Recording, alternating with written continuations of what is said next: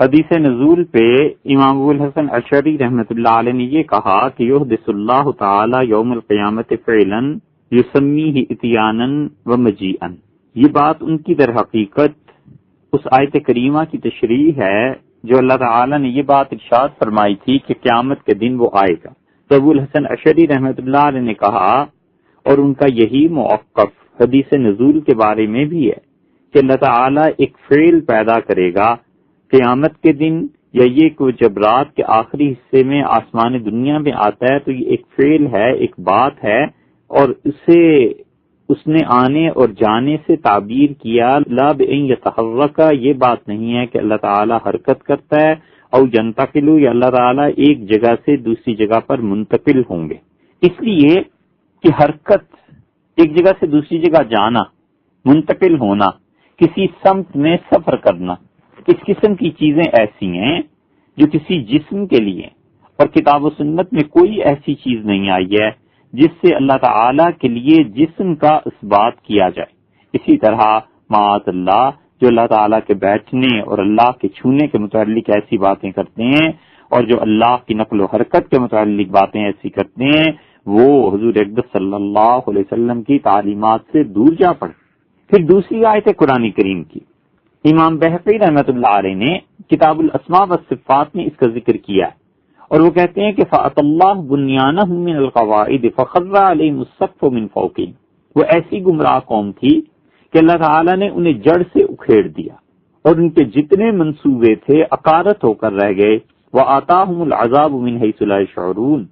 اور اللہ کا عذاب وہاں سے آیا جہاں سے وہ گمان نہیں کر سکتے تھے۔ تو اس سے امام بہقی رحمۃ اللہ علیہ کہتے ہیں وَلَمْ يُرِدْ بِهِ اتْيَانًا مِنْ حَيْثُ النَّقَلَةِ، یہاں اللہ تعالیٰ کی مراد یہ نہیں ہے کہ اللہ ان کی جڑ اکھیڑنے کے لیے آیا تو وہ ایک جسم تھا جس نے ایک جگہ سے دوسری جگہ پر حرکت کی، بلکہ مطلب یہ ہے کہ اللہ تعالیٰ نے ایسے حالات طاری کر دیے، ایسا فعل ہوا کہ ان کی جڑ اکھڑ گئی اور ان پر ان کے منصوبوں کی چھت آ کر گر پڑی۔ یہ جو اللہ نے انہیں اکھیڑ دیا، یہ جو اللہ تعالیٰ نے تباہی نازل کی، تو یہ تباہی نازل ہونے والی جو چیز تھی فَسَمَّا ذَلِكَ الْفِعْلَ اِتْيَانًا، اللہ تعالیٰ نے اس فعل کو اپنے آنے سے تعبیر کیا۔ وَهَكَذَا قَالَ فِي أَخْبَارِ النُّزُولِ، اور جو نزول کی احادیث ہیں ان میں بھی یہی کہا جائے گا۔ اسی لیے ہم نے ابتدا یہاں سے کی کہ امام ابو الحسن اشعری رحمۃ اللہ علیہ نے اس حدیث کے بارے میں بھی یہی فرمایا جو حدیث نزول ہے۔ حدیث نزول بہت مشہور ہے، اور خلاصہ اس کا یہ کہ حضور اقدس صلی اللہ علیہ وسلم نے فرمایا کہ جو آسمان دنیا ہے جسے یعنی ہم اپنی آنکھوں سے دیکھتے ہیں، اللہ تعالیٰ یہاں پر تشریف لاتے ہیں، اور اللہ پھر اپنے بندوں سے سوال پوچھتا ہے کہ تم میں سے کوئی ہے جس کا قرضہ میں ادا کر دوں، تم میں سے کوئی ہے جو اپنے گناہوں کی معافی مانگتا ہو میں اسے دے دوں، تم میں سے کوئی ہے جس کو شفا کی ضرورت ہو اور میں اسے صحت بخش دوں، اور اس قسم کی بات احادیث میں آئی ہیں اور بہت جگہ آئی ہیں۔ یہ اللہ کے آنے سے کیا مراد ہے؟ یہاں پر امام ابو الحسن اشعری رحمۃ اللہ علیہ کی بھی بات انہوں نے نقل کی، اور ان کا اپنا بھی مراد یہی ہے، خیال یہ ہے کہ ان المراد به فعل یحدثه اللہ عز وجل فی سماء الدنیا کل لیلۃ یسمیہ نزولا بلا حرکت ولا نقلۃ تعالی اللہ عن صفات المخلوقین۔ اللہ تعالیٰ کے آنے کا مطلب یہ ہے کہ اللہ تعالیٰ اس آسمان دنیا پہ کوئی ایسی چیز کرتے ہیں، یہ آگے آ جائے گی اس کی تشریح، یہ فی الحال تو اس کا ترجمہ ہے کہ وہ کہتے ہیں کہ یہاں پر ایک فعل، ایک بات پیدا ہوتی ہے ہر رات کو، اور وہ جو چیز پیدا ہوتی ہے، جو بات ہوتی ہے، اسے رسول اللہ صلی اللہ علیہ وسلم نے نزول سے تعبیر فرما دیا ہے۔ اور یہ نزول کا کہنے کا مطلب یہ ہے کہ کوئی حرکت نہیں ہے اور نہ نقل ہے اللہ کے جسم کی ایک جگہ سے دوسری جگہ، معاذ اللہ، اس لیے کہ اللہ کا تو کوئی جسم ہی نہیں۔ تعالی اللہ عن صفات المخلوقین، اللہ تعالی بہت بلند و بالا ہے، کس چیز سے؟ عن صفات المخلوقین، اپنی مخلوق کی صفات سے بہت بلند و بالا ہے، یعنی اللہ کے ہاں یہ بات نہیں۔ یہ جو حدیث نزول ہے بڑے بڑے اکابر صحابہ کرام رضی اللہ عنہ نے نقل کی ہے، اور امام مسلم رحمۃ اللہ علیہ اپنی صحیح میں، بخاری میں ہر جگہ آیا ہے۔ ابو ہریرہ رضی اللہ عنہ کی روایت میں آیا ہے کہ رسول اللہ صلی اللہ علیہ وسلم نے فرمایا الی السماء الدنیا، یہ دنیا کا جو آسمان ہے اس پہ اللہ تعالیٰ آ جاتے ہیں لشطر اللیل، جب رات کا نصف گزر جاتا ہے یا رات کا تیسرا حصہ باقی رہ جاتا ہے اس وقت، فیقول، اور وہ کہتے ہیں من یدعونی، کوئی ہے جو مجھے پکارتا ہو، دعا مانگتا ہو اور میں اس کی دعا کو قبول کر لوں، کوئی ہے جو سوال کرے اور ہم اس کو سوال کو پورا کر دیں، کوئی ہے جس نے قرض لے لیا ہو اور ہم اس کو اس سے نجات دے دیں۔ ایک جگہ آیا ہے کہ اللہ تعالی رات کے تیسرے حصے کے ٹھہرنے کا انتظار کرتے ہیں، یعنی 2 حصے گزر جائیں، تیسرا حصہ جب آ جائے پھر کہتے ہیں حل من سائل، حل من تائب، حل من مستغفر من ذنب، کوئی ہے جو سوال کرتا ہو، کوئی ہے جو توبہ کرتا ہو، کوئی ہے جو استغفار کرتا ہو، جہاں تک کہ صبح صادق ہو جاتی۔ یہ حدیث متواتر ہے، اسی لیے امام بہقی رحمۃ اللہ علیہ کہتے ہیں وقد روا فی معنی ھذا الحدیث، اس حدیث سے ملتی جلتی احادیث جو ہیں عن ابی بکر صدیق، حضرت ابوبکر صدیق رضی اللہ عنہ کی روایت ہے، وعلی ابن ابی طالب، اور علی بن ابو طالب رضی اللہ عنہ کی روایت ہے، وعبداللہ ابن مسعود، اور عبداللہ ابن مسعود رضی اللہ عنہ کی روایت، وعبادۃ ابن الصامت، اور عبادہ ابن صامت رضی اللہ عنہ بھی یہی کہا، ورفاعۃ ابن عرابۃ، وجابر بن عبد اللہ، وعثمان بن ابی العاص، بالدرداء، وانس بن مالک، وعمر بن ابسہ، وابو موسیٰ الاشعری، کتنے صحابہ رضی اللہ عنہ کے نام گنوائے کہ اللہ تعالیٰ کا آنا تہجد کے وقت میں حضرت ابوبکر رضی اللہ عنہ نے کہا، حضرت علی رضی اللہ عنہ کی حدیث ہے، عبداللہ ابن مسعود، عبادہ ابن صامت، رفاع بن عرابہ، جابر ابن عبداللہ، عثمان بن ابی العاص، ابو الدرداء، انس بن مالک، عمر ابن ابسہ، ابو موسیٰ الاشعری وغیرہم رضی اللہ عنہم عن النبی صلی اللہ علیہ وسلم، یہ 11 صحابہ کرام رضی اللہ عنہ بنتے۔ پھر آگے چلیں اور کہتے ہیں اس حدیث کو روا فیہ عن عبداللہ ابن عباس، حضرت عبداللہ ابن عباس رضی اللہ عنہما بھی ہیں، ام سلمہ تھا اور ام المومنین ام سلمہ وغیرہما، اور ان دونوں کے علاوہ بھی متعدد صحابہ کرام رضی اللہ عنہ نے اس روایت کو فرمایا ہے، تو 12 صحابہ کرام رضی اللہ عنہ تو یہی ہو گئے۔ یہ سب حدیث نزول ہے کہ اللہ تعالیٰ آتے ہیں۔ اور اس کے بعد امام بہقی رحمۃ اللہ علیہ نے کیسی اچھی بات لکھی ہے، اللہ کی ان صفات کا معتزلہ انکار کرتے تھے، ایک انتہا پہ وہ تھے اور دوسری انتہا پہ کچھ اور لوگ تھے جو ان ساری چیزوں کو معاذ اللہ ثم معاذ اللہ تعویل نہیں کرتے تھے اور کہتے تھے ایسے ہی ہے جیسے انسانوں کے ہاتھ پاؤں وغیرہ۔ امام بہقی رحمۃ اللہ علیہ اپنی سند سے کہتے ہیں، اور کتنی خوبصورت بات ہے جو غور سے سننے کی ہے، کہ عباد ابن عوام رحمۃ اللہ نے کہا کہ قدم علینا شریک ابن عبداللہ، حضرت شریک بن عبداللہ رحمۃ اللہ علیہ ہمارے پاس تشریف لائے، منذ نحو من 50 سنہ، یہ 50 برس کی بات ہے، یعنی 50 سال گزر گئے اس واقعے کو۔ وہ ایک مرتبہ تشریف لائے تو فقلت لہو، میں نے کہا یا ابا عبداللہ ان عندنا قوما من المعتزلۃ، حضرت ہمارے یہاں ایک فرقہ پیدا ہوا ہے، یہ لوگ ہیں معتزلی، ينکرون هذه الاحادیث، وہ ان احادیث کا انکار کرتے ہیں، یہ حدیث نزول تہجد کے وقت آنے کی اس جیسی جتنی احادیث ہیں ان کا انکار کرتے ہیں۔ تو بات کہتے ہیں فحدثنی بنحو من 10 احادیث فی ھذا، انہوں نے اس سے ملتی جلتی 10 احادیث مجھے سنائی جن میں اللہ تعالیٰ کے آنے کا ذکر ہے۔ اور اس کے بعد شریک رحمۃ اللہ علیہ نے کہا اما نحنو فقد اخذنا دیننا ھذا عن التابعین، دیکھو یہ جو عقیدہ ہے صحیح اہل سنت والجماعت کا اور یہ جو دین ہے ہم نے تابعین کرام رحمہم اللہ سے لیا ہے، عن اصحاب رسول اللہ صلی اللہ علیہ وسلم، اور انہوں نے یہ دین صحابہ کرام رضی اللہ عنہ سے لیا تھا، یہ عقیدہ صحابہ کرام رضی اللہ عنہ کا تھا۔ ان معتزلہ سے پوچھو فہم عمن اخذوا، انہوں نے صحیح عقیدہ کہاں سے لیا؟ ظاہر ہے کہ معتزلہ کے پاس کوئی جواب نہیں سوائے اس کے کہ وہ یہ کہیں کہ ہم نے اپنی عقل کو اپنا امام بنا لیا ہے، عقل کی کیا مجال ہے کہ اب تعالی شانہ کی صفات عالیہ میں بات کرے؟ اس لیے بہت اچھی بات انہوں نے کی، انہوں نے کہا ہم نے تو اپنا عقیدہ تابعین اور پھر صحابہ کرام رضی اللہ عنہ سے لیا۔ یہ جتنے بھی گمراہ فرقے ہیں ان سب کی اصل یہ ہے کہ اپنی عقل سے ڈائریکٹ پھر رسول اللہ صلی اللہ علیہ وسلم تک پہنچاؤ، درمیان میں پوری امت کو اڑا دو اور صحابہ کرام رضی اللہ عنہ کو اڑا دو۔ ان میں اتنے بے باک لوگ مل جائیں گے جب آپ انہیں کہیں کہ صحابہ رضی اللہ عنہ نے یہ کہا یا فلاں صحابی رضی اللہ عنہ کی روایت یہ ہے، تو وہ کہتے ہیں جی ہمیں نہیں پتا کسی کا، ہم تو حدیث جانتے ہیں رسول اللہ صلی اللہ علیہ وسلم کی۔ انہیں کہو کہ امت کے کسی فقیہ اور مجتہد نے کہا ہے تو کہتے ہیں جی چاہے میرا باپ ہی کیوں نہ کہے تو بھی میں نہیں مانتا، مجھے تو حضور صلی اللہ علیہ وسلم کی بات دکھاؤ۔ معاذ اللہ، اس دھڑلے سے اس لیے کہتے ہیں کہ وہ سمجھتے ہیں جیسے ہمارا باپ جاہل تھا، اسی طرح حضور اقدس صلی اللہ علیہ وسلم کے بعد صحابہ کرام رضی اللہ عنہم کے امت کے مجتہدین ائمہ یہ بھی ایسے ہی جاہل تھے معاذ اللہ۔ ابو سلیمان خطابی رحمۃ اللہ علیہ کا قول اسی لیے انہوں نے پھر آگے چل کر نقل کیا ہے کتاب الاسماء والصفات میں، انہی احادیث نزول وغیرہ پر بحث کرتے ہوئے اس قسم کی احادیث پہ ابو سلیمان خطابی رحمۃ اللہ علیہ جو شارح ہیں سنن نبی داؤد کے، انہوں نے کہا ھذا الحدیث، یہ جو حدیث نزول ہے نا تہجد کے وقت آنے کی، وما اشبہ من الاحادیث فی الصفات، اور اللہ تعالیٰ کی جتنی بھی احادیث صفات ہیں، کان مذہب السلف، اسلاف کا مذہب یہ تھا کہ فیہ الایمان بہا، وہ کہتے تھے ان ساری چیزوں پر ایمان لے آؤ، واجراؤھا علی ظاہرھا، اور بس جس طرح یہ ظاہر میں الفاظ آگے ہیں ان کو مانو، ونفی الکیفیت عنہا، اور اس کے بعد کیفیت کی نفی کرو کہ ہمیں اس کی کیفیت کی کچھ خبر نہیں۔ پھر امام اوزاعی رحمۃ اللہ علیہ کی بات لائے، اور یہ اوزاعی رحمۃ اللہ علیہ مجتہد تھے اپنے دور کے، بیروت میں ابھی بھی ان کی قبر مبارک باقی ہے، اور اوزاعی رحمۃ اللہ علیہ امام تھے، شام میں انہی کی فقہ چلتی تھی اور لوگ اسی پہ عمل کیا کرتے تھے، جیسے مدینہ طیبہ میں امام مالک رحمۃ اللہ علیہ کی فقہ چلتی تھی، اور پھر آہستہ آہستہ امام اوزاعی رحمۃ اللہ کی فقہ جو تھی وہ 150-200 سال کے بعد آہستہ آہستہ فقہ مالکی میں ضم ہو گئی، اور لوگوں نے امام مالک رحمۃ اللہ علیہ کے قول پہ فتویٰ دینا شروع کیا۔ یہ اوزاعی رحمۃ اللہ علیہ اتنے جلیل القدر امام تھے۔ ایک عورت ان سے مسئلہ پوچھنے آئی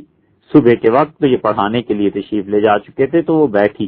مصلی پہ، اور ان کی اہلیہ دوسری طرف بیٹھ گئیں۔ تو تھوڑی دیر کے بعد وہ عورت اٹھی اور اس نے کہا کہ میرے کپڑے شاید ناپاک ہو گئے ہیں کیونکہ نمی لگ گئی ہے، اور وہ عورت یہ سمجھی کہ کسی بچے نے یہ جگہ گیلی کر دی ہوگی اور میں اس پہ بیٹھ گئی۔ تو امام اوزاعی رحمۃ اللہ علیہ کی اہلیہ نے کہا کہ نہیں، آپ کے کپڑے پاک ہی ہیں، یہ جو مصلی میں نمی اور مصلی میں گیلا پن آپ کو محسوس ہو رہا ہے، یہ آپ کے امام اوزاعی کے آنسو، سجدوں میں دیر تک اللہ کے حضور میں روتے رہتے ہیں، یہ آنسو اس کے ہیں، اس وجہ سے یہ جگہ گیلی ہو گئی ہے۔ اوزاعی اس درجے کے آدمی تھے، ان لوگوں کو اپنے ایمان کی فکر نہیں تھی۔ اوزاعی کس سے روایت کرتے ہیں؟ امام زہری رحمۃ اللہ علیہ۔ یہ ایک نیا فتنہ امت میں پیدا ہو گیا کہ امام زہری رحمۃ اللہ علیہ قابل اعتماد نہیں۔ جس نے بھی اس فتنے کو شروع کیا ہے، اور ہم جانتے ہیں کہ انہوں نے اس فتنے کو شروع کیا ہے، انہوں نے بڑی ذہانت کے ساتھ اس آدمی پر ہاتھ رکھا ہے، اس آدمی کو مشکوک قرار دیا ہے جس نے حدیث کو شروع کیا تھا، تاکہ حضور اقدس صلی اللہ علیہ وسلم کی احادیث کی جڑ ہی اکھڑ جائے۔ زہری پر جب اعتماد نہیں رہا تو آگے باقی سارا سلسلہ حدیث چلا دینے کے معاذ اللہ قابل ہو گیا۔ زہری خود قابل اعتماد نہیں رہے تو ان کی روایات کہاں قابل اعتماد رہیں گی؟ اور بخاری، مسلم، ترمذی کون سی کتاب ہے جہاں امام شاہب زہری رحمۃ اللہ علیہ کا ذکر نہیں؟ اوزاعی کہتے ہیں زہری سے سنا اور مکحول رحمۃ اللہ علیہ سے سنا، انہوں نے کہا امضوا الاحادیث علی ما جاءت، بس ان احادیث کو تہجد کے وقت اللہ کا آنا، اس قسم کی جتنی چیزیں ہیں بس انہیں پڑھو اور گزر جاؤ۔ ولید ابن مسلم اپنی روایت میں کہتے ہیں، غالباً یہ حوالہ بھی پہلے گزر چکا، کہ اوزاعی سے پوچھا گیا اور امام مالک سے اور سفیان ثوری رحمۃ اللہ علیہ سے اور لیث ابن سعد سے، یہ چاروں ائمہ تھے۔ امام مالک کو کون نہیں جانتا؟ اوزاعی کا ابھی تعارف کرایا۔ سفیان ثوری رحمۃ اللہ علیہ کوفہ کے مشائخ حدیث میں سے تھے۔ حدیث کی کون سی کتاب ہے جو سفیان سعید ثوری رحمۃ اللہ علیہ کے تذکرے سے خالی ہو؟ اور لیث ابن سعد یہ تو امام تھے مصر کے، اور لیث ابن سعد دوست تھے امام ابو حنیفہ کے اور امام مالک رحمۃ اللہ علیہ کے، اور لیث ابن سعد رحمۃ اللہ علیہ اجتہاد کرتے تھے ان حضرات کی موجودگی میں، اتنا علم اللہ نے دیا تھا۔ ان چاروں نے کیا کہا؟ ان هذه الاحاديث التي جاءت في التشبیہ، انہوں نے کہا جتنی بھی احادیث ایسی آئی ہیں جن میں مخلوق کے ساتھ اللہ کی تشبیہ سامنے آتی ہے، فقالوا، انہوں نے کہا امر روحا کما جاءت بلا کیفیت، کیفیت کی نفی کرو کہ یہ چیزیں کیسی ہیں اور بس ان کو پڑھ کے گزر جاؤ۔ یہ وہ ہے موقف پہلا، التنزیہ مع التفویض۔ اور پھر ابو سلیمان خطابی رحمۃ اللہ علیہ کہتے ہیں وقد روینا عن عبداللہ بن المبارک، اور عبداللہ ابن مبارک رحمۃ اللہ علیہ کی یہ روایت پہنچی ہے کہ ایک آدمی ان کے خدمت میں حاضر ہوا اور کہا کیف ینزل، اللہ تعالیٰ کیسے آتا ہے آسمان پہ؟ تو فقال له بالفارسیت، حضرت نے فارسی میں اسے جواب دیا، اور جواب کیا دیا؟ قد خدائے کار خیش کن، ٹھیٹ ترجمہ اس کا کیا جائے تو ایک ترجمہ تو یہ بنے گا کہ قد خدائے بزرگو کار خیش کن، اپنا کام کیجئے، بزرگوں اپنا کام کرو، اور دوسرا ترجمہ کہ انہوں نے اس سوال کا برا منایا اور انہوں نے کہا اپنے کاموں سے تو نبٹ لے، پھر اس پہ بات کرنا کہ خدا کیسے آتا ہے، قد خدا ایک اور خیش کن، اور پھر فرمانے لگے وہ ایسے ہی آتا ہے جیسے وہ چاہتا ہے، جیسے اس نے فرما دیا ہے بس۔ اور پھر ابو سلیمان رحمۃ اللہ علیہ نے اس کی تشریح آگے کی ہے، اور وہ کہتے ہیں کہ ينکر ھذا وما اشبہ من الحدیث من یقیس الامور فی ذلک بما یشاہدہ من النزول، اس قسم کی احادیث کا، اللہ تعالیٰ کے آنے کا وہ لوگ انکار کرتے ہیں، جو احادیث صفات کا انکار کرتے ہیں، وہ لوگ جو اپنے کاموں کو قیاس کرتے ہیں اللہ تعالیٰ کے ساتھ بھی ایسے ہی جیسے وہ خود ہیں، یعنی جسم جیسے انسانوں کے ہیں ایسے ہی وہ خدا کے متعلق بھی سوچتے ہیں، تو وہ ان چیزوں کا ان احادیث صفات میں گمراہ ہوتے ہیں، ٹھوکر لگتی ہے انہیں۔ اور باقی انسانی جسم هو نزلۃ من اعلی الی اسفل، وہ تو اوپر سے نیچے کی طرف آتا ہے، وانتقال من فوق الی تحت، اور نیچے سے اوپر، اوپر سے نیچے اس کا منتقل ہونا ہوتا ہے، وہذا صفۃ الاجسام والاشباح، اور یہ جو ہے جسموں کی صفت ہے۔ فاما نزول من لا یستولی علیہ صفات الاجسام، رہ گئی وہ ساتھ جس کی صفات عام انسانوں جیسی نہیں ہے، خاص انسانوں جیسی نہیں ہے، مخلوق جیسی نہیں ہے، وانما هو خبر عن قدرتہ، اللہ نے یہ خبر دی ہے جو نازل ہونے کا کہا ہے، تو اس کا مطلب ہے کہ خدا کی قدرت ہے۔ دیکھا آپ نے، یہ تعویل ہو گئی نا۔ تو اللہ تعالیٰ جب تہجد کے وقت آتا ہے اس آسمان دنیا پہ، تو ایک مسلک تو وہ ہو گیا جو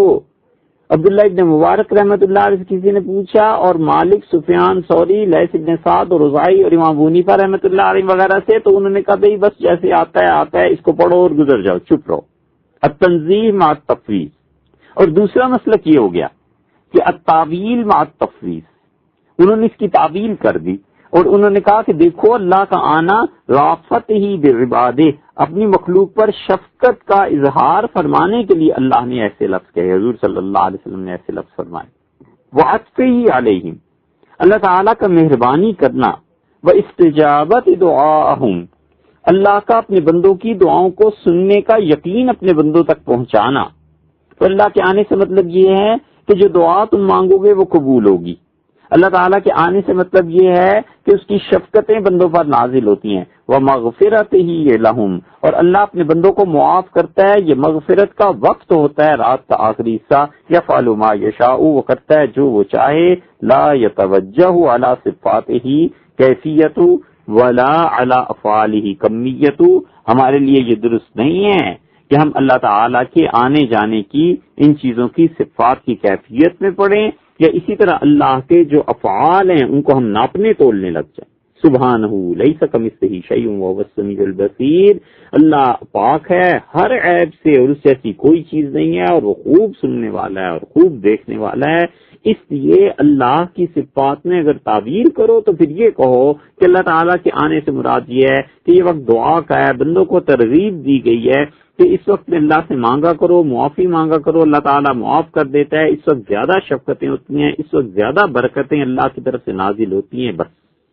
یہ تعویل ہو گئی۔ وَهَذَا مِنَ الْعِلْمِ الَّذِي أُمِرْنَا أَن نُؤْمِنَ بِظَاهِرِهِ، ابو سلیمان خطابی رحمۃ اللہ نے معالم السنن میں کہا کہ ان احادیث سے جو کچھ ہمیں پتہ چلا ہے وہ یہ ہے کہ ہم ان کے ظاہر پہ ایمان لائیں، وَأَلَّا نُكْشِفَ عَن بَاطِنِهِ، اور حقیقت میں خدا کی کیا مراد ہے ہم اس کے نام پیچھے پڑیں۔ وَهُوَ مِن جُمْلَةِ الْمُتَشَابِهَةِ، یہ حدیث نزول متشابہ احادیث میں سے ہے۔ یہ بات انہوں نے یہاں تو فرما دی ابو سلیمان رحمۃ اللہ علیہ نے، لیکن اس کی ایک تشریح آپ سے ابھی عرض کرتے ہیں۔ اگر وہ تشریح کر دی جائے تو یہ حدیث متشابہات میں سے بھی نہیں رہتی، قصہ ہی پاک ہو جاتا ہے۔ وہ من جملۃ المتشابہہ، اور یہ جو حدیث ہے یہ متشابہات میں سے ہے۔ ذکرہ اللہ تعالیٰ فی کتابہ، اور اللہ تعالیٰ نے اپنی کتاب میں صاف فرما کیا ہے کہ هو الذی انزل علیک الکتاب منہ آیات محکمات ہن ام الکتاب واخر متشابہات۔ اس آیت کی تشریح پہلے گزر چکی۔ پھر ابو سلیمان خطابی رحمۃ اللہ علیہ اس بات پر آئے اور وہ کہتے ہیں اللہ نے قرآن میں یہ کہا ہے کہ جاء ربک والملک صفا صفا، اور تیرا پروردگار قیامت کے دن میں آئے گا اور فرشتے صفیں باندھ کر، والقول فی جمیع ذلک عند علماء السلف هو ما قلناه، یہ جو کچھ ہم نے کہا ہے اب تک، یعنی تمہارے سامنے دو مسلک بیان کیے، ایک تو التنزیہ مع التفویض کا، اور ایک تعویل مع تفویض کا، یہ دونوں مسلک کہ اللہ کے حوالے کر دینا ان کیفیات کو، یا پھر اس کی تعویل کرنا کہ اللہ تعالیٰ کے آنے سے کیا مراد ہے، اللہ کی رحمت، شفقت اور اللہ تعالیٰ کی مغفرت، یہ چیزیں کہتے ہیں والقول فی جمیع ذلک عند علماء السلف هو ما قلناه، علماء امت جتنے گزرے ہیں ان سب کا عقیدہ یہی تھا۔ وَرَوَى مِثْلُ ذَلِكَ عَنْ جَمَاعَةٍ مِّنَ الصُّحَابَةِ رضی اللہ عنہم، اور صحابہ کرام رضی اللہ عنہم کی ایک پوری جماعت ہے، ایک گروہ ہے بہت بڑا صحابہ کرام رضی اللہ عنہم کا، وہ سب کے سب اسی پہ فتویٰ دیتے تھے، وہ یہی بات کہتے تھے۔ وَقَدْ ذَلَّ بَعْضُ شُيُوخِ أَهْلِ الْحَدِيثِ مِمَّن يَرْجِعُ إِلَى مَعْرِفَتِهِ بِالْحَدِيثِ وَالرِّجَالِ، اور بلا شبہ بہت سے اہل حدیث کے مشائخ گمراہ ہو گئے جنہوں نے خدا کی معرفت حدیث سے اور اسماء الرجال کی کتابوں سے حاصل کرنے کی کوشش کی۔ بعض مشائخ اہل حدیث جو تھے انہوں نے اللہ تعالی کی معرفت حدیث کی کتابوں سے اور رجال کے حوالوں سے جب تلاش کرنے کی کوشش کی تو گمراہی کے مسلک پر چل پڑے۔ کیا مطلب یہ کہ جو چیزیں حدیث میں آ گئی تھیں اب یہ ان حدیثوں کی کھوج میں پڑے، اور جو امت کا تعامل صحابہ کرام رضی اللہ عنہ کا مجموعی اعتبار سے موقف تھا انہیں چھوڑ دیا۔ فحاد عن هذه الطریقہ،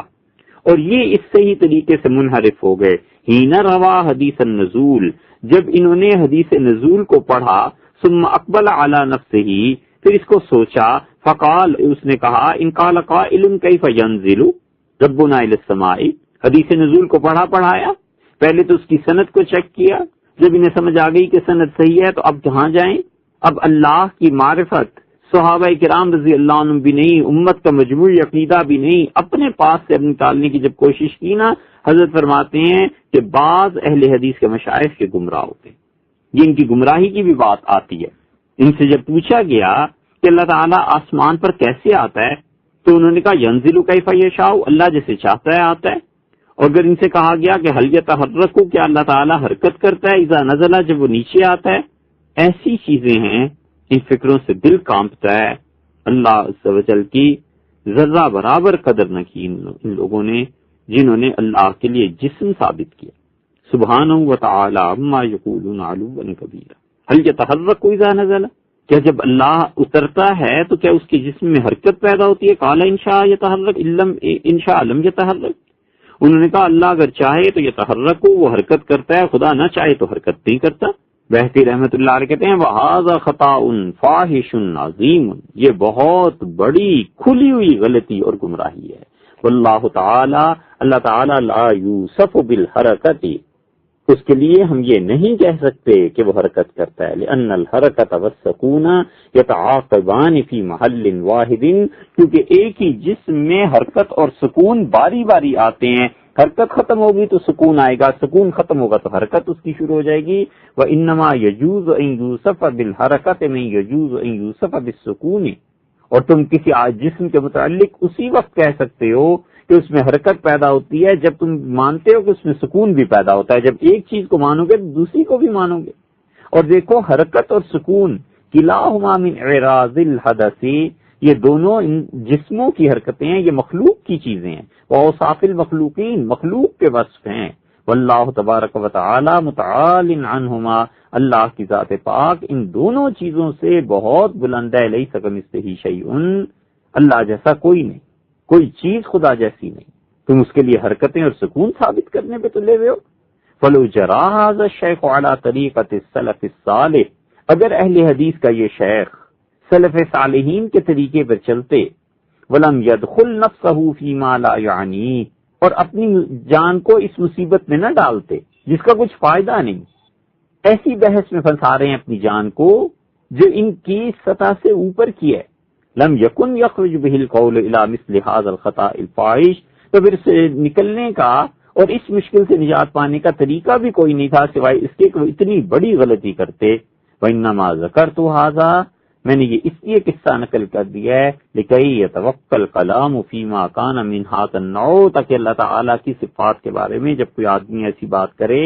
تو ان لوگوں سے بچنا چاہیے، فَإِنَّهُ لَا يُثْمِرُ خَيْرًا، کیونکہ ان چیزوں کے، ان باتوں کے آخر پہ کوئی نتیجہ نہیں نکلتا، وَلَا يُفِيدُ رُشْدًا، اور ہدایت اور رشد اور صحیح راستے پہ رہنے کے لیے ایسی بحثیں کام نہیں دیا کرتی۔ وَنَسْأَلُ اللَّهَ الْعَصْمَةَ مِنَ الضَّلَالِ وَالْقَوْلِ بِمَا لَا يَجُوزُ مِنَ الْفَاسِدِ وَالْمُحَالِ، ہم اللہ تعالیٰ کی پناہ مانگتے ہیں، اس سے سوال کرتے ہیں کہ اللہ ہمیں اس عقیدے کے بارے میں گمراہی سے محفوظ فرما، اور اے پروردگار جو فساد اور بہت ہی ناممکن باتیں تیرے متعلق لوگ کہتے ہیں، اے اللہ ان اقوال سے ہمیں اپنی پناہ ملا۔ یہ وہ چیز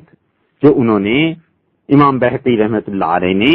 اللہ تعالیٰ کی صفات کے بارے میں کہی کہ مسلک دو ہی ہیں کہ یا تعویل کر لیجئے یا تفویض کر دیجئے، اور دونوں اس سے متفق ہیں کہ کیفیت نہیں ہے۔ پھر امام بہقی رحمۃ اللہ علیہ اپنے استاد ابو عثمان رحمۃ اللہ علیہ کی بات ذکر کرتے ہیں حدیث نزول کے بارے میں، اور وہ کہتے ہیں یہ جتنی بھی تہجد میں اللہ تعالیٰ کے آنے کی احادیث آئی ہیں، میرے شیخ میرے استاد ابو عثمان رحمۃ اللہ علیہ نے کتاب الدعوات لکھی تھی، تو کتاب الدعوات میں جب اس حدیث نزول کی بات آئی تو انہوں نے پچھلے لوگوں سے نقل کیا، یعنی اپنے اساتذہ سے، کہ جو علماء کا اختلاف ہوا ہے کہ اللہ تعالیٰ کا نزول ہوتا ہے، فسئل ابو حنیفہ عنہ، امام ابو حنیفہ رحمۃ اللہ علیہ سے اس بارے میں پوچھا گیا تو انہوں نے فرمایا بلا کیف، اللہ تعالیٰ کا نزول ہے بغیر کسی کیفیت کے، بس، اور خاموش ہو گئے۔ یہ وہی ایمان اور عقیدہ ہے جس کے متعلق عرض کیا گیا کہ اللہ کے حوالے کر دینا چاہیے ان چیزوں کو۔ اور حماد ابن زید رحمۃ اللہ علیہ نے اس کی تعویل کی، اور انہوں نے کہا کہ اللہ کے آنے کا مطلب یہ ہے کہ اللہ تعالیٰ کی توجہ ہوتی ہے ان بندوں کی طرف جو تہجد کے وقت مانگتے ہیں، اور اللہ کا نازل ہونا کیا ہے، انہوں نے کہا ایسے ہی جیسے رب نے فرما دیا ہے بغیر کسی کیفیت کے، اور انہوں نے فرمایا لأنه جل جلالہ منزہ عن ان تکون صفاتہ مثل صفات الخلق، اس لیے کہ اللہ اس بات سے بہت بلند و بالا ہے کہ اس میں کوئی ایسی صفت پائی جائے جیسی کہ مخلوق میں پائی جاتی ہے، اللہ کی ذات اس سے اوپر ہے، بلند ہے۔ یہ حدیث نزول جو ہے ہم نے اس کیا نا کہ متواتر ہے۔ امام ابن جوزی رحمۃ اللہ علیہ نے کتاب لکھی ہے دفع شبہۃ التشبیہ، اور امام ابن جوزی رحمۃ اللہ علیہ کا 597 ہجری میں انتقال ہوا ہے، اور حنابلہ کے، حنبلیوں کے بہت بڑے لوگوں میں سے تھے۔ اللہ نے بڑا ان سے ہدایت کا کام لیا، اور ان کی مجلس واعظ میں ہزاروں آدمی شرکت کرتے تھے، اور ایک جگہ انہوں نے خود لکھا ہے کہ میں نے جب اندازہ کیا کہ میرے ہاتھ پر کتنے لوگوں نے توبہ کی ہے، تو اب تک لکھتے ہیں ایک جگہ پہ کہ 80,000 سے زیادہ آدمی میرے وعظ سے متاثر ہو کے میرے ہاتھ سے توبہ کر چکے ہیں۔ اللہ نے جس شخص کو اتنی قبولیت دی ہو، اور اللہ تعالیٰ نے دین کے پھیلانے کے سلسلے میں جس سے اتنا کام لیا ہو، اس شخص کے کیا کہنے۔ انہوں نے ایک کتاب لکھی، اور وہ کتاب ہے دفع شبہ التشبیہ، اور اسی حدیث نزول کو لائے ہیں، اور وہ کہتے ہیں کہ روا حدیث النزول 20 صحابیاً، اس حدیث نزول کو 20 صحابہ کرام رضی اللہ عنہم نے روایت کی ہے۔ وقد سبق القول انه يستحيل على الله عز وجل الحركة والنقلة والتغيير، اللہ تعالیٰ کے لیے یہ بات محال ہے، ہو ہی نہیں سکتا کہ اس کے لیے ہم یہ ثابت کریں کہ اس کے لیے حرکت ہے، اور اللہ کا نقل ہونا ہے ایک جگہ سے دوسری جگہ، اور اللہ تعالیٰ میں تغیرات واقع ہوتے ہیں۔ فیبقى الناس رجلین، تو کہتے ہیں دو طرح کے آدمی رہ گئے، احدہما، ایک تو وہ لوگ ہیں المتأول بمعنی، جو ان احادیث کی تعویل کرتے ہیں۔ اب آگے نا پھر بات تعویل پہ، انہ یقرب برحمتہ، اور وہ کہتے ہیں کہ اللہ تعالیٰ کے آنے سے مراد یہ ہے کہ اس کی رحمت کا نزول ہوتا ہے۔ وقد ذکر اشیاء بالنزول، کتنی اچھی طرح سمجھایا ابن جوزی رحمۃ اللہ علیہ نے۔ انہوں نے کہا دیکھو قرآن کریم نزول کا ذکر کرتا ہے مختلف چیزوں کے لیے، مثلا اللہ تعالیٰ نے فرمایا انزلنا الحدید فیہ بأس شدید، اور ہم نے لوہے کو نازل کیا اور اس میں جنگ کا، لڑائی کا سامان ہے۔ اب اللہ نے کہا ہم لوہے کو نازل کیا، لیکن دیکھو فإن کان معدنہ فی الارض، لوہے کی کانیں تو زمین کے اندر پائی جاتی ہیں، لیکن اللہ نے نزول کا لفظ استعمال کیا نا، تو تم آخر کچھ تو کہو گے کہ اللہ کا کیا مراد ہے لوہے کو نازل کرنے سے، تو اس کا مطلب یہ ہے کہ اللہ تعالیٰ نے لوہے کو پیدا کیا، تو نزول بمعنی تخلیق کے آ گیا، یا نزول بمعنی اس کے آ گیا کہ اللہ تعالیٰ نے لوہے کے اسباب کو آسمان سے اتارا، بارش، زمین میں مٹی کے ساتھ ملتی ہے،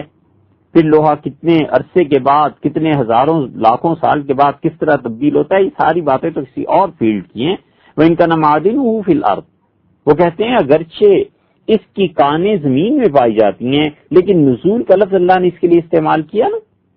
پھر کہتے ہیں وقال تعالی، اور اللہ تعالیٰ نے وانزل لکم من الانعام ثمانیۃ ازواج، اور اللہ تعالیٰ نے 8 قسم کے جانور نازل کیے. اور یہ 8 قسم کے جانور جن میں گائے ہیں، دمبے بکرے ہیں، اونٹ ہے، یہ سب چیزیں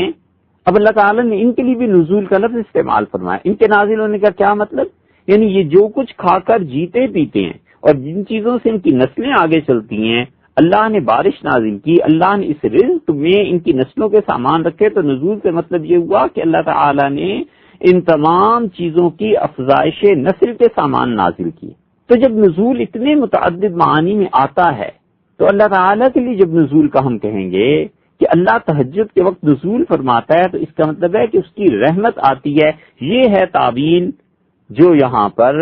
ابن جوزی رحمت اللہ علیہ نے کی ہے. اور ابن جوزی رحمت اللہ علیہ نے اس حدیث کو گویا کہ حل کرنے کی کوشش کی ہے. ابن جوزی رحمت اللہ علیہ کی دفع شبہ تشبیہ اگر آپ دیکھیں گے تو انہوں نے 59 احادیث کا ذکر کیا ہے، اور ان 59 احادیث میں وہ حدیث لائے ہیں جس سے اللہ تعالیٰ کے لیے کوئی نہ کوئی چیز ثابت ہو سکتی ہے، اور انہوں نے اس کی تعویل کی ہے. وہ کہتے ہیں اس کی تعویل یہ ہے، اس کی تعویل یہ ہے. یہاں اللہ کے آنے سے مراد اس کی رحمت ہو گئی نا. تو انہوں نے کہا دیکھو وَمَن لَّمْ يَعْرِفْ نُزُولَ الْجَمَلِ، جس آدمی کی اتنی عقل نہیں ہے کہ اللہ تعالیٰ نے کہا ہم 8 جانور نازل کرتے ہیں اور ان میں ایک اونٹ بھی ہے، ہم نے 8 جانور نازل کیے. جس شخص کی عقل اتنی نہیں ہے کہ وہ اونٹ کے نازل ہونے کو سمجھ سکے تو وہ خود اونٹ کے بارے میں کیا کہے گا. تنقید کی انہوں نے. کہتے ہیں ایک تو یہ ہے کہ اس حدیث کی تعویل کرو، حدیث نزول کی، اور دوسری کیا ہے وَالسَّاكِتُ وَالثَّانِي، اور دوسرا آدمی ہوا ہے الساکت عن الکلام فی ذالک مع اعتقاد التنزیہ، جو آدمی اس قسم کی احادیث پہ بات ہی نہیں کرتا اس عقیدے کے ساتھ وہ کہتا ہے اللہ اپنی مخلوق کی کیفیت سے بالکل بری ہے. والواجب علی الخلق، پھر کہتے ہیں دیکھو لوگوں انسانوں کے لیے یہ ضروری ہے، ہر مسلمان کے لیے یہ ضروری ہے اعتقاد التنزیہ کہ وہ اللہ تعالیٰ کی صفات کے متعلق یہ عقیدہ اور یقین رکھے کہ وہ مخلوق سے ملتی جلتی نہیں ہے. وامتناع تجویز النقلتی، اور وہ اس بات کا تسلیم نہیں کرے گا ہرگز کہ اللہ تعالیٰ ایک جگہ سے دوسری جگہ آتا ہے. وَأَنَّ النُّزُولَ الَّذِي هُوَ انتقال من مکان الى مکان، کیونکہ اگر اللہ کے لیے مان لیا جائے نازل ہونا آسمان سے، جسم کا حرکت کرنا ایک دوسری جگہ سے، تو وہ کہتے ہیں ایک جگہ سے دوسری جگہ آنا، اس میں 3 چیزیں ہیں. نمبر 1 کیا ہے جسم عالٍ ہوا مکان لساکنہ، ایک تو یہ ہے کہ جسم عالٍ اوپر کا مقام ہے، اوپر کوئی جگہ ہے جہاں ٹھہرنے والا ٹھہرتا ہے. اور دوسری صورت یہ ہے کہ وہ جسم سافل، کوئی جسم نیچے ہے. 2 جگہ جسم کے لیے ہو گئی. وہ جسم منتقل من علو الی سفل، اور تیسری جسم کی کیفیت یہ ہو سکتی ہے کہ اوپر سے نیچے کی طرف آئے یا نیچے سے اوپر کی طرف جائے. یہ ساری چیزیں لا یجوز علی اللہ عز وجل، اللہ عز وجل کے لیے جائز نہیں. اللہ کے متعلق 2 ہی باتیں بس مان سکتے ہو، یا تعویل کر لو ان احادیث کی، اور یا تنزیہ مع تفویض. اور یہ دونوں اہل سنت والجماعت کا مسلک ہے، جیسے کہ اس سے پہلے بھی ہم بیان کر چکے. دونوں میں سے کسی عقیدے کو بھی رکھ لے بالکل درست. اور پھر ابن جوزی رحمت اللہ علیہ نے جو بات کی ہے وہ بھی دیکھ لیجیے، سن لیجیے. وہ کہتے ہیں قال ابن حامد، ابن حامد نے کہا یہ پہلا آدمی ہے، هو علی العرش بذاتہ مماس لہ. وہ جو چند مرتبہ کہا ہے نا کہ ایسے ایسے فکرے، جب مسلمانوں میں یہ بات آئی کہ اللہ کے لیے جسم ہے اور دیگر مذاہب کی گمراہیوں کی طرح اس گمراہی نے اسلام میں راہ پانے کی کوشش کی، تو ان میں ایسے ایسے لوگ اس چھپیٹے میں آ گئے جو اپنے اپنے وقت کے بڑے بڑے علماء تھے اگرچہ، لیکن یہاں پہنچ کے عاجز ہو گئے اور کس طرح وہ ایک اور راہ پر چل پڑے. ان میں سے پہلا نام انہوں نے ابن حامد کا لیا ہے. حالانکہ ابن حامد حنبلی ہیں، خود ابن جوزی رحمت اللہ علیہ حنبلی ہیں، لیکن اس کے باوجود کہتے ہیں کہ ابن حامد کہتے تھے کہ اللہ تعالیٰ کی ذات عرش پر ہے مماثل لہ، اور اللہ کی ذات عرش کو اور عرش اللہ کو چھو رہا ہے. وَيَنزِلُ مِن مَّكَانِهِ الَّذِي هُوَ فِيهِ وَيَنتَقِلُ اور یہ جو حدیث نزول آئی ہے اس کے مطابق اللہ تعالیٰ اپنی جگہ سے اٹھتا ہے، اپنی جگہ کو چھوڑتا ہے اور پھر نازل ہوتا ہے اس آسمان پہ۔ وَهَذَا رَجُلٌ، اور یہ ایسا شخص تھا ابن حامد، لا يعرف ما يجوز علی اللہ تعالی، جو نہیں جانتا تھا، اسے اتنا علم ہی نہیں ہوا کہ یہ بات اللہ کے بارے میں کہنی جائز بھی ہے یا نہیں۔ اور دوسرا شخص وہ کہتے ہیں وقال القاضی، اور قاضی ابو یعلا کہتے ہیں کہ النزول صفت ذاتیت، یہ نزول اللہ کا آنا یہ اس کی ذاتی صفت ہے، ولا نقول نزول انتقال، میں یہ نہیں کہتا البتہ کہ اللہ ایک جسم ہے، ایک جگہ سے دوسری جگہ جاتا ہے۔ وہذا مغالط ومنهم من قال يتحرك اذا نزل، اور پھر وہ بھی گمراہ ہے جو کہتا ہے کہ اللہ جب نازل ہوتا ہے تو حرکت کرتا ہے، وما يدري ان الحرکت لا تجوز علی اللہ تعالی، اسے اتنا بھی خبر نہیں ہوئی، اتنا بھی پتہ نہیں چلا کہ حرکت جسم کے لیے ہوتی ہے اور اللہ کے لیے جسم کا ثابت کرنا جائز نہیں ہے۔ وقد حکوا عن الامام الاحمد، اور انہوں نے یہ سارے بہتان امام احمد ابن حنبل رحمۃ اللہ علیہ پہ باندھے، وہو کذب علیہ، یہ امام احمد ابن حنبل رحمۃ اللہ علیہ پر جھوٹ تھا۔ اس لیے اب تک 4 باتیں ہوئی۔ ایک بات تو یہ ہوئی کہ تفویض مع تنزیہ، اللہ کے حوالے کرنا کیفیت کو، یہ اہل سنت والجماعت کا مسلک۔ دوسری بات یہ ہوئی کہ التاویل مع تفویض، کہ ہم اس قسم کی احادیث میں تعویل کریں، اللہ کے آنے سے مراد اس کی رحمت کا آنا مراد لیں۔ اور تیسری چیز یہ کہ حدیث نزول، اور چوتھی یہ 3 آدمیوں نے، یہ تو بہت سے لوگ تھے، بغداد میں کوئی وقت تھا جب حنبلیوں نے باقاعدہ اس مسئلے میں دوسرے لوگوں کو مارنا شروع کر دیا، اور پھر وہ لمبا قصہ ہے جو تاریخ کی کتابوں میں ہے۔ بات یہ تھی کہ یہ حضرات اللہ تعالیٰ کے لیے معاذ اللہ ایسی جسمانی چیزوں کے قائل ہو گئے تھے۔ جہاں تک حدیث نزول کا تعلق ہے، ہم نے ابھی عرض کیا کہ ایک صورت اس کی یہ بھی ہے کہ اگر اس حدیث نزول کو ہم زیادہ تفصیل سے پڑھیں تو اسے متشابہات میں سے بھی ماننے کی ضرورت نہیں ہے، اور وہ بات وہ ہے جو امام نسائی رحمۃ اللہ علیہ نے اپنی کتاب سنن الکبریٰ میں نقل کی ہے۔ سنن کبریٰ میں ایک باب ہے عمل الیوم واللیلہ کا، کہ رات دن میں جو کام کرنے چاہیے وہ کیا ہیں، اور اس میں انہوں نے استغفار کا باب باندھا ہے کہ کون سا وقت ایسا ہے جب اللہ تعالیٰ کے ہاں کوئی آدمی اگر معافی مانگے تو معافی کی قبولیت کی زیادہ توقع ہے۔ اور اس میں امام اوزاعی رحمۃ اللہ علیہ کی روایت لائے ہیں کہ انہوں نے یحییٰ بن ہلال سے، اور انہوں نے عطا بن یسار سے، اور انہوں نے رفاع بن عرابہ جوہنی رضی اللہ عنہم سے یہ حدیث نقل کی کہ رسول اللہ صلی اللہ علیہ وسلم فرمایا جب رات کا آدھا حصہ گزر جاتا ہے یا 1/3 باقی رہ جاتی ہے تو اللہ تعالیٰ اس آسمان دنیا کی طرف آتے ہیں اور پھر کہتے ہیں کہ لا اسأل عن عبادی غیری من ذا الذی یستغفرنی، کون ہے جو اس وقت مجھ سے گناہوں کی معافی مانگے میں اسے معاف کر دوں، کون ہے جو مجھ سے دعا مانگے اور میں قبول کر لوں۔ اور پھر اللہ تعالیٰ یہ بات برابر کہتے ہیں یہاں تک کہ فجر ہو جاتی۔ پھر دوسری حدیث لائے ہیں، اس میں لفظ تھوڑے سے مختلف ہیں کہ اللہ تعالیٰ فرماتے ہیں کہ کون ہے جسے کوئی تکلیف پہنچ گئی ہو اور ہم اس کی تکلیف کو ہٹا دیں۔ تیسری روایت لائے ہیں اور اس میں یہ آ گیا کہ اللہ تعالیٰ فرماتے ہیں کہ کون ہے جو مجھ سے رزق مانگے اور میں اسے رزق دے دوں۔ اور پھر چوتھی روایت اور پھر 5ویں روایت، یہ سارے طویل سلسلے میں ایک حدیث وہ اور لائے۔ اور جو متواتر ہم اسے کہہ رہے ہیں نا، یہ خود ابن جوزی رحمۃ اللہ علیہ کہتے ہیں کہ 20 صحابہ کرام رضی اللہ عنہ حدیث کے راوی ہیں، اور ابو ہریرہ اور ابو سعید خدری رضی اللہ عنہما نے کہا شاہدہ بہ علی رسول اللہ صلی اللہ علیہ وسلم، ان دونوں نے قسم کھا کے کہا کہ رسول اللہ صلی اللہ علیہ وسلم نے بالکل یہی بات فرمائی تھی۔ اس میں وہ حدیث لائے ہیں ابو ہریرہ اور ابو سعید رضی اللہ عنہ کی، اور یہ حدیث اگر اس حدیث کی روشنی میں دیکھی جائے تو مسئلہ اور طرح حل ہو جاتا ہے۔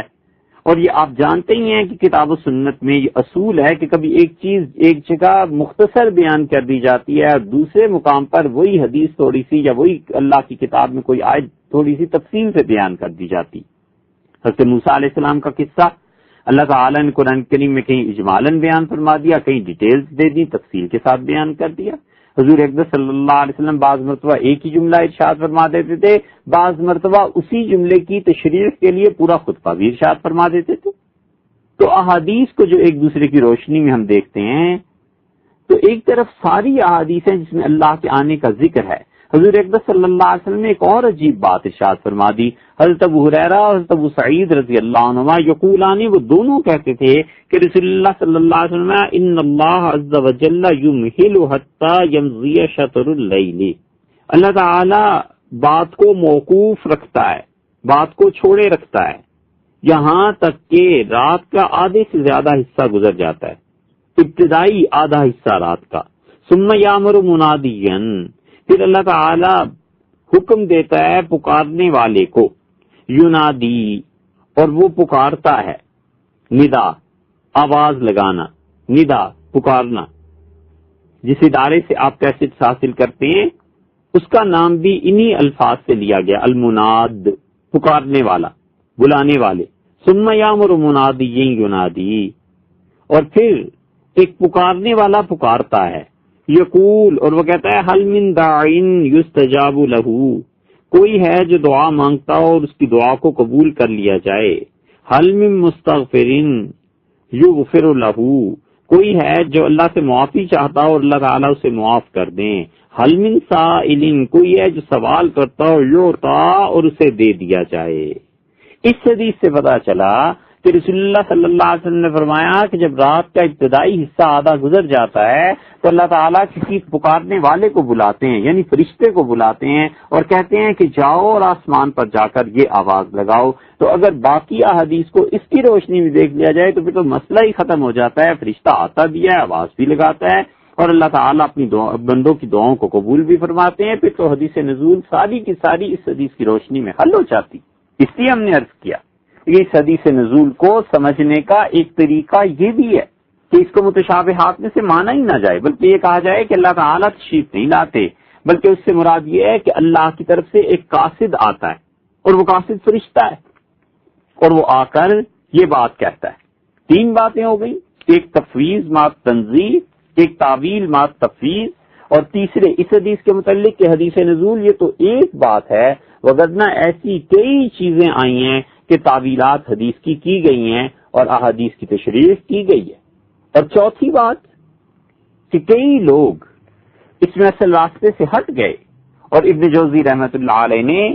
3 آدمیوں کا ذکر کیا، اور ان 3 کے متعلق جہاں سے وہ شروع کر رہے ہیں نا اپنی کتاب دفع شبہ تشبیہ، اس کے بالکل آغاز میں وہ کہتے ہیں، اور بات ساری حنبلیوں کی ہے. حنابلہ جب تک اس بات کے قائل رہے التفویض مع تنزیہ کے، اور یہی وہ صحیح موقف تھا جو محدثین نے قائم کیا تھا، اور اسی کے مطابق پرانے سارے لوگ تھے، اور ہمارا ایمان اور عقیدہ وہی ہے، تب تک ٹھیک تھی. لیکن جب ان حنبلیوں میں ایسے لوگ پیدا ہونے شروع ہوئے جو حدیث کے صرف ظاہر کو لے لیتے تھے، جو ظاہر میں الفاظ آ گئے ہیں رسول اللہ صلی اللہ علیہ وسلم کے الفاظ منتقل ہوئے، بس اسی پہ عمل کرنا ہے، اسی پہ اڑ جانا ہے. ہم نے تو اس کو سمجھنے کی کوشش ہی نہیں کرنی کہ رسول اللہ صلی اللہ علیہ وسلم نے آخر اس سے مراد کیا لیے ان الفاظ سے. یہ دور جب ان حنبلیوں پر آیا ہے تو پھر حنبلیوں کو خود حنبلیوں پہ تنقید کرنی پڑی. اور اچھی طرح یاد رکھنا چاہیے کہ اب بھی دنیا بھر میں جو حنبلی اشعریوں اور ماتریدیوں کو کافر کہتے ہیں، انہیں گمراہ قرار دے دیتے ہیں، یہ در حقیقت اسی نہج پر چل رہے ہیں جس نہج پہ خود حنبلیوں نے تنقید کی، اور حنبلیوں کے بہت بڑے امام یہ عبد الرحمن بن جوزی رحمۃ اللہ علیہ نے جن پر تنقید کی، اور عبد الرحمن بن علی الجوزی رحمۃ اللہ علیہ نے جن کے لیے دھجیاں بکھیر دی ان کے اصولوں کی. امت اشاعرہ اور ماتریدیہ پر مشتمل رہی ہے. 1 2 4 ہزار 10,000 آدمی نہیں، لاکھوں نہیں، کروڑوں افراد رہے ہیں، کروڑوں جو اشری تھے، ماتریدی تھے. اب تیل کی دولت کی بنیاد پہ حنبلی اٹھ کے باقی اشریوں اور ماتریدیوں کو گمراہ اور کافر قرار دینے لگے معاذ اللہ. تو یہ بھول جاتے ہیں کہ ان کے اس فتوے اور اس لاٹھی کی زد میں کون کون آ رہا ہے. یہ طریقہ تھا جو عبداللہ ابن حامد اور قاضی ابو یعلا اور ابن زاغونی نے اپنایا تھا، اور ابن جوزی رحمۃ اللہ علیہ نے شدید تنقید کیا. حالانکہ ابن جوزی رحمۃ اللہ علیہ خود حنبلیوں اور حنابلہ کے ائمہ میں سے. جتنے لوگ اشاعرہ اور ماتریدیہ پر آج برستے ہیں ان کے لیے یہ عبارت پڑھی جا رہی ہے کہ وہ غور کریں کہ وہ کس نہج پہ چلنے لگے. ابن جوزی رحمۃ اللہ علیہ کہتے ہیں، اور ایسے ایسے لوگ اب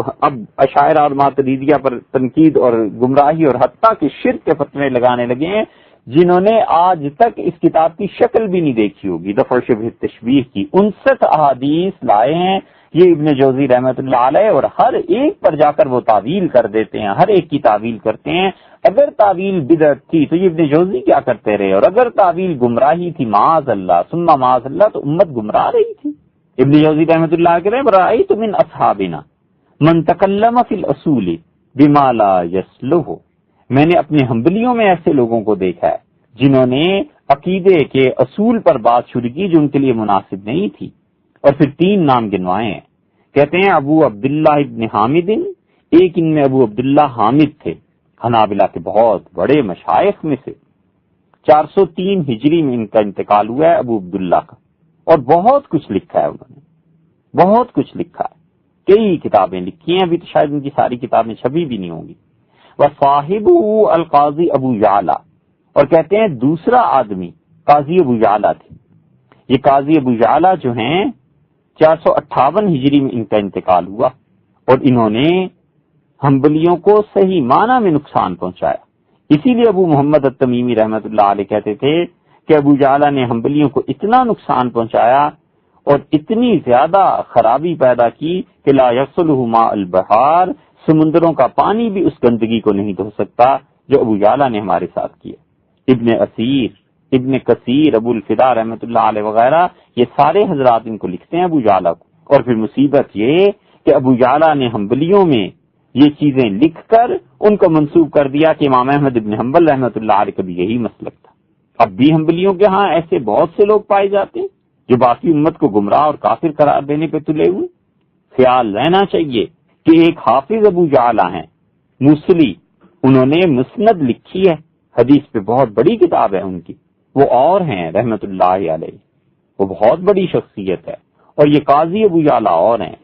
وہ ابو یعلا موصلی ہیں رحمت اللہ علیہ، بہت بڑے اپنے زمانے کے محدث اور فقیہ، وہ الگ ہیں۔ یہ قاضی ابو یعلا دوسرے ہیں، اور تیسرے ابن زاغونی، یہ ابن زاغونی تو بعد کے ہیں، 527 ہجری میں ابن زاغونی کا انتقال ہوا ہے۔ اور لطف کی بات یہ ہے کہ عبد الرحمن بن ابن جوزی رحمت اللہ علیہ ابن زاغونی کے پر جو تنقید کر رہے ہیں خود ابن زاغونی ہی کے شاگرد ہیں، لیکن بات انہوں نے صاف لکھی، ان کا فصنفوا کتبا، ان تینوں نے ایسی کتابیں لکھی ہیں شانو بہل مذہب، جس سے حنبلی مسلک کا وقار مجروح ہوا۔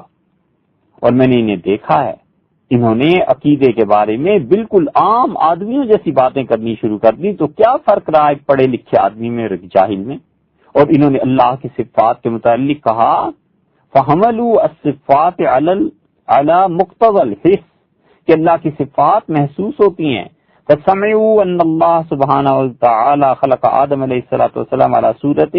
جب انہوں نے یہ حدیث سنی کہ رسول اللہ صلی اللہ علیہ وسلم فرمایا کہ اللہ تعالی نے آدم علیہ الصلوۃ والسلام کو اپنی صورت پر پیدا کیا ہے، فاثبتوا له صورتا ووجھا، تو انہوں نے معاذ اللہ اللہ کے لیے بھی ایک صورت بنانی شروع کی۔ انہوں نے کہا اللہ کی بھی ایک صورت ہے اور اس کا بھی ایک چہرہ ہے، زائدا علی الذات، جو اللہ کی ذات کے علاوہ ہے،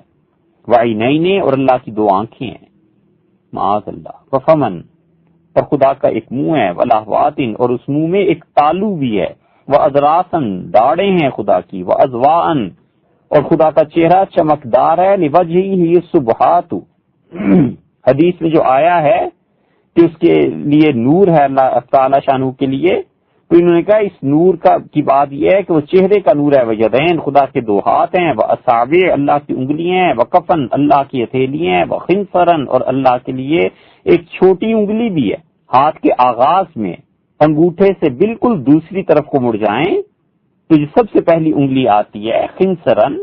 انہوں نے کہا اللہ کی چھوٹی انگلی بھی ہے، وابہامن، خدا کا ایک انگوٹھا بھی ہے، وصدرن، خدا کا سینہ بھی ہے، فخذن، خدا کی رانیں بھی ہیں، وساقین، خدا کی 2 پنڈلیاں ہیں، برجلین، 2 اللہ تعالیٰ کے پاؤں ہیں، وقالو، اور انہوں نے کہا ما سمعنا بذکر الراس، چونکہ حدیث میں سر کا ذکر نہیں آیا اس لیے ہم نہیں کہتے کہ اللہ کے لیے سر ہے۔ یہ تھی باتیں جو بغداد میں ہو رہی تھی اور حنبلی کر رہے تھے اور اپنے مقابل میں دوسرے لوگوں کو گمراہ قرار دے رہے تھے۔ تو زمانہ ایسا تھا کہ مسلمان جتنے بھی تھے بیدار مغز تھے، بڑے بڑے علماء باقی تھے، لڑائی کیسے نہ ہوتی۔ اس لیے اب بھی حنبلی یہ کہتے ہیں کہ شاعرہ اور ماتریدیہ گمراہ ہیں،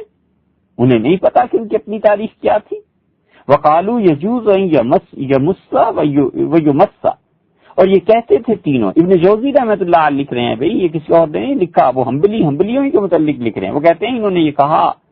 کہ اللہ تعالیٰ کی ذات چھوتی ہے اور اسے بھی چھوا جاتا ہے. وَيُدْنِ الْعَبْدَ مِنْ ذَاتِهِ، اور خدا کی ذات بندے کے بالکل قریب ہو جاتی ہے. اور ان میں سے کچھ نے کہا یہ تنفس، و خدا سانس لیتا ہے. ثُمَّ إِنَّهُمْ يَرْضَوْنَ الْعَوَامَ بِقَوْلِهِمْ لَا كَمَا يُعْقَلُ، جس طرح خود بے وقوف تھے اسی طرح لوگوں کو بھی انہوں نے پاگل بنایا، بے وقوف بنایا. جو کچھ لوگ کہتے تھے یہ بھی وہی کہتے تھے. تو فرق کیا رہا ان پڑھے لکھوں میں اور عام عوام میں؟ وَقَدْ أَخَذُوا بِالظَّاهِرِ فِي الْأَسْمَاءِ وَالصِّفَاتِ، انہوں نے اللہ تعالیٰ کے لیے جتنے الفاظ اسماء و صفات کے آئے تھے ان سب کو اسی طرح کہنا شروع کیا اور بدعت میں پڑ گئے. لا دلیل لہم، ان کو کوئی دلیل نہیں ملی. یہ حنبلی اس وقت بدعتی ہو گئے تھے اور اب بھی حنابلہ پوری دنیا میں شور مچا رکھا ہے، شرک بدعت شرک بدعت شرک بدعت، ہر چیز کو قرار دیتے رہے اور تصوف کے دشمن. اور اتنی نہیں بات پتہ چلتی کہ کیا عبداللہ ابن حامد اور قاضی ابو یعلا اور ابن زاغونی کی روحیں دوبارہ واپس آ گئی دنیا میں؟ ابن جوزی رحمۃ اللہ علیہ کہتے ہیں وَلَمْ يَلْتَفِتُوا إِلَى النُّصُوصِ الصَّارِفَةِ عَنِ الظَّوَاهِرِ إِلَى الْمَعَانِي الْوَاجِبَةِ لِلَّهِ تَعَالَى. ان کو اتنی بھی سمجھ نہیں آئی، انہوں نے یہ بھی نہیں سوچا کہ جو نصوص ہیں کہ اللہ تعالیٰ جیسا کوئی نہیں ہے، ہم ان احادیث کو جو بھی آئی ہے حدیث نزول وغیرہ وغیرہ تمام احادیث کو ان کے ظاہری معنی سے ہٹا کر ان کے وہ معنی کریں جو اللہ تعالیٰ کے لیے ہیں، جو اس کی ذات کے شایان نشان ہیں. پھر جب یہ بات ہوئی کہ اللہ کی صفات ہیں تو انہوں نے کہا اگر تم کہو گے کہ اللہ تعالیٰ کے ہاتھ سے مراد اس کی قدرت ہے اور اللہ تعالیٰ کے آنے جانے سے مراد اس کی مہربانی اس کی مغفرت ہے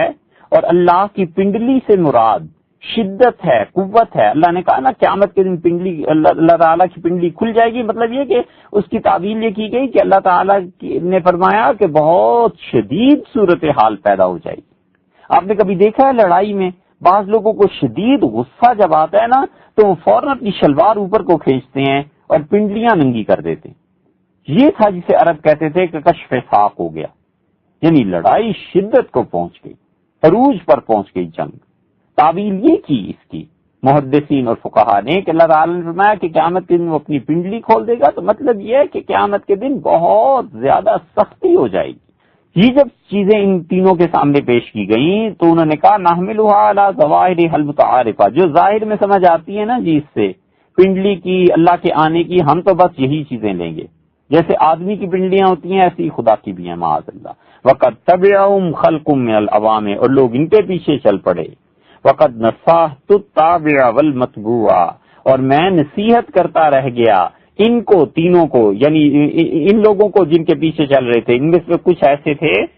جن کا انتقال ابن جوزی رحمۃ اللہ سے پہلے ہو چکا تھا، مگر ابن جوزی رحمۃ اللہ کہتے ہیں کہ ظاہر ہے انہوں نے جو اب یہ ایک چیز پھیلائی تھی اور حنبلیوں میں پھیلی، ان بڑے علماء سے چھوٹے علماء نے یہ لے لی.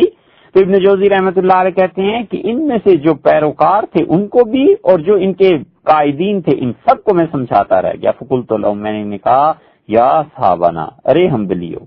انتم اصحاب نقل و اتباع، تم ایسے لوگ ہو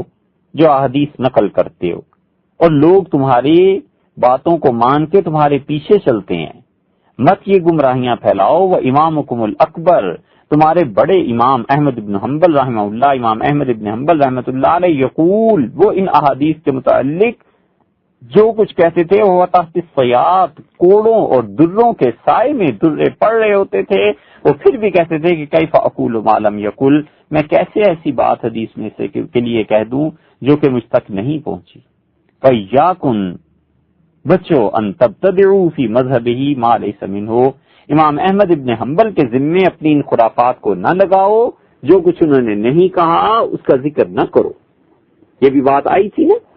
کہ یہ ان گمراہ کن فرقوں کو امام احمد ابن حنبل رحمۃ اللہ علیہ کے نام کر دیتے تھے. ثم قلتم فی الاحادیث، پھر تم کہتے ہو کہ جو حدیثوں میں آ گیا ہے ہم بالکل اس کے ظاہر کو مانتے ہیں. حدیث میں قدم آ گیا اللہ تعالیٰ کا پاؤں تو ہم اس کو انسانوں کے پاؤں کی طرح مانتے ہیں. جب ان سے کہا گیا کہ عیسیٰ علیہ الصلوۃ والسلام کے لیے اللہ تعالیٰ نے کہا ہے کہ روح ہے، تو دیکھو تم تو ایسی باتیں کرتے ہو جیسے وہ عیسائی کرتے تھے. اعتقدت النصارى لعنهم اللہ تعالیٰ، اللہ تعالیٰ کی لعنت ان پہ، ان للہ سبحانہ وتعالی صفۃ ہی روح، کہ اللہ تعالیٰ کی ایک صفت تھی روح. اللہ نے کہا عیسیٰ علیہ الصلوۃ والسلام اللہ کی طرف سے روح ہیں، یہ روح اللہ کی صفت تھی، ولجت فی مریم، جو مریم میں گھس گئی۔ انہوں نے کہا ان بدبختوں کا یہ عقیدہ ہے، تم اپنے عقیدے ایسے کہتے ہو، خدا کے لیے جسم ثابت کرتے ہو، اور پھر کہتے ہو امام احمد ابن حنبل رحمۃ اللہ کا، اور ہمارے بڑے امام احمد ابن حنبل رحمۃ اللہ علیہ نے تو دروں کے لگتے ہوئے بھی یہ ارشاد فرمایا تھا کہ میں کیسے ایسی بات کہوں، معتزلہ کو کہا تھا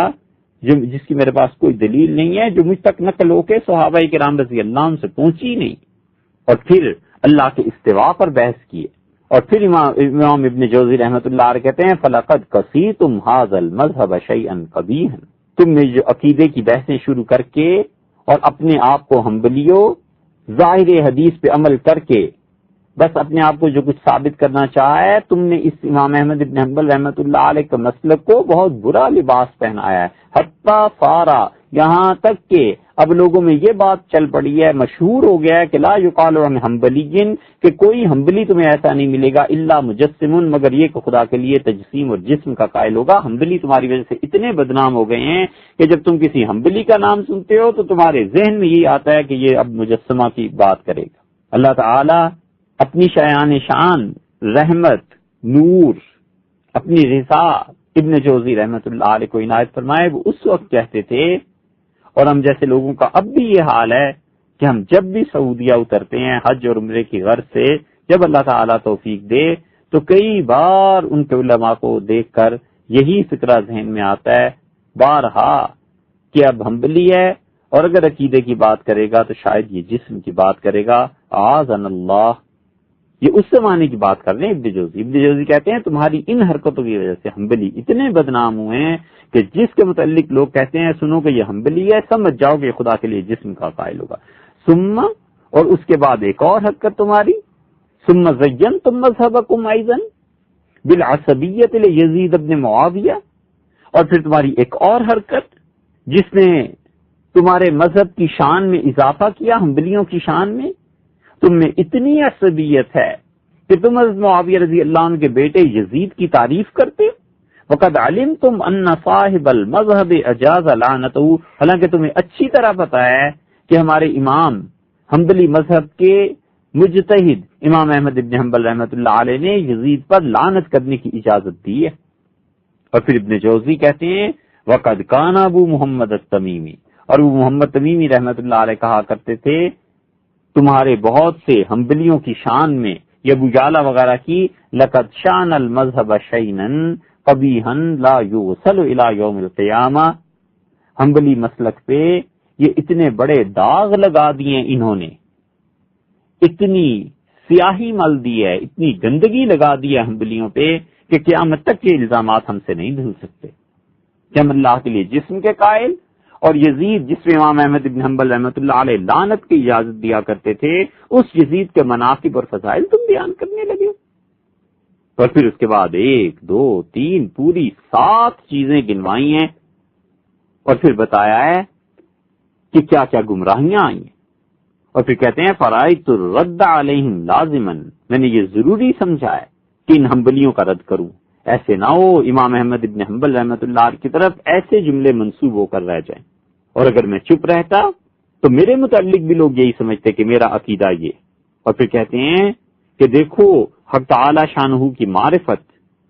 امام احمد ابن حنبل رحمۃ اللہ علیہ سے پوچھا گیا کہ آپ اللہ تعالیٰ کی صفات کے متعلق کیا کہتے ہیں، تو بالکل صاف عقیدے کی بات ہے، انہوں نے فتویٰ دیا، اور انہیں کہا گیا کہ ابن مبارک نے یہ نہیں کہا، تو انہوں نے کہا ابن مبارک آسمان سے نازل نہیں ہوئے تھے، اور انہوں نے کہا ابن جوزی رحمۃ اللہ علیہ اصل میں بات یہ کر رہے ہیں کہ انہوں نے اپنے اساتذہ بھی پہ تنقید کر دی نا، تو فرماتے ہیں کہ اگر اساتذہ سے بھی غلط بات آ جائے تو اسے بھی غلط کہنا چاہیے، اور پھر اس کی مثالیں دی۔ انہوں نے کہا امام احمد ابن حنبل رحمۃ اللہ علیہ سے کہا گیا کہ آپ فتویٰ دے رہے ہیں، اور ابن مبارک نے یہ فتویٰ نہیں دیا، تو ان کا ابن مبارک آسمان سے نازل نہیں ہوئے تھے۔ بھائی امام احمد ابن حنبل رحمۃ اللہ علیہ ابن مبارک کو کہہ سکتے تھے، دادا تو والد کو کچھ کہہ سکتے ہیں، لیکن بیٹے کے لیے کب جائز ہے کہ اپنے باپ کو ان الفاظ سے مخاطب کرے جن سے دادا کہتے رہے۔ اور پھر انہوں نے ابن جوزی رحمۃ اللہ علیہ نے 59 احادیث پے در پے نقل کی ہیں، قرآن کریم کی آیات نقل کی ہیں، اور انہوں نے بتایا ہے کہ کیا کیا چیزیں امام احمد ابن حنبل رحمۃ اللہ علیہ کے نام پہ لگا دی گئی تھی، اور پھر انہوں نے ان چیزوں کا رد کیا ہے۔ اگر کوئی آدمی اس کتاب کو پڑھے تو اسے چاہیے کہ ایک اور امام ہے تقی الدین ابو بکر بن محمد الحسینی رحمۃ اللہ علیہ، ان کی کتاب ہے دفع شبہ من شبہ و تمرد، ان شبہات کو ہٹانا، ان غلط باتوں کو دور کرنا جن لوگوں نے اصرار کیا ہے، وَنَسَبَ ذَلِكَ إِلَى السَّيِّدِ الْجَلِيلِ الامام الاحمد، اور انہوں نے پھر ہمارے آقا جلیل القدر امام اپنے زمانے کے امام احمد ابن حنبل رحمۃ اللہ علیہ کے نام پر ان گمراہیوں کو رائج کیا ہے، ان کے لیے میں یہ کتاب لکھ رہا ہوں۔ امام حسینی رحمۃ اللہ نے جو کتاب لکھی وہ بھی، اور دفع شبہ التشبیہ جو امام ابن جوزی رحمۃ اللہ نے لکھی ہے، یہ سب کتابیں ایسی ہیں جن سے معلوم ہوتا ہے کہ اشاعرہ اور ماتریدیہ تعویل کے معاملے میں جو ان کا عقیدہ تھا، جب ان لوگوں کے ادوار میں ان کے مخالفین نے ان کا رد کیا اور اللہ تعالیٰ کے لیے جسم کی حد تک پہنچ گئے، تو ان حضرات نے اشاعرہ اور ماتریدیہ کے موقف کی خاطر اور باری تعالیٰ کی صفات میں تعویل کے لیے پھر اپنا قلم اٹھایا اور یہ کتابیں لکھی۔